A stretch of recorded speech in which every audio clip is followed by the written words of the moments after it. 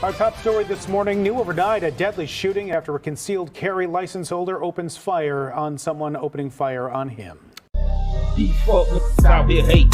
Yeah, I heard it through the pipeline. Rumors about how they gon' rob me in the nighttime.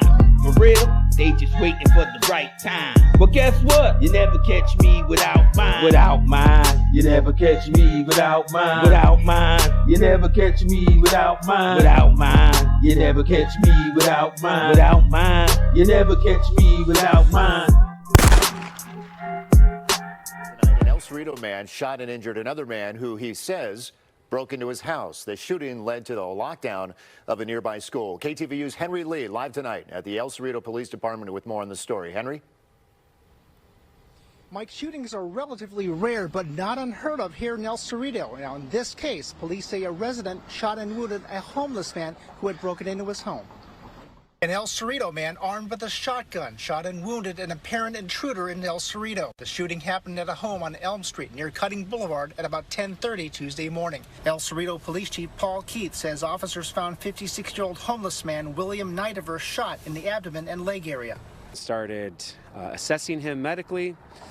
We ended up detaining another man at the house who we've later determined was the resident. That resident told police the man he shot had broken into his home. The resident said he believed the intruder was armed, but police say it turned out Nightover had a flashlight and no weapon. Because we have a claim of self-defense that this was an intruder, we really want to rule out other possible scenarios. The man who was shot was airlifted to a hospital with life-threatening injuries. Police seized the shotgun and are trying to determine if it was legally owned. Just police with guns out. Residents were stunned to see El Cerrito, Richmond, and Kensington police combing the neighborhood looking for any other threats. This never happened in my neighborhood. This is the quietest neighborhood I ever lived in. Peter Locke lives nearby and says he's seen police at the home before. We've had some problems in that house over time. We tried to stay away from them and just keep our distance. I've learned the resident is a 54-year-old man who was convicted in 2015 of possessing a loaded firearm. Everybody has the right to have guns, I guess, if they're registered and they know how to shoot them. But that's pretty scary if he was shooting at this distance here. I mean, this direction. How were they approaching you? What were they saying to you at the time? Were they threatening your life? Were you in fear of losing your life?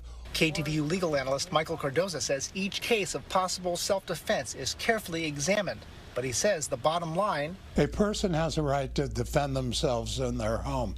If they feel they're in danger of great bodily injury or death.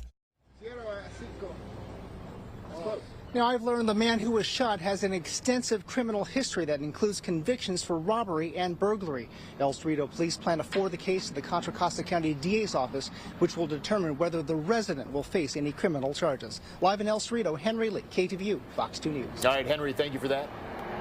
Without mine, you never catch me without mine. Without mine, you never catch me without mine. Without mine, you never catch me without mine. Without mine, you never catch me without mine.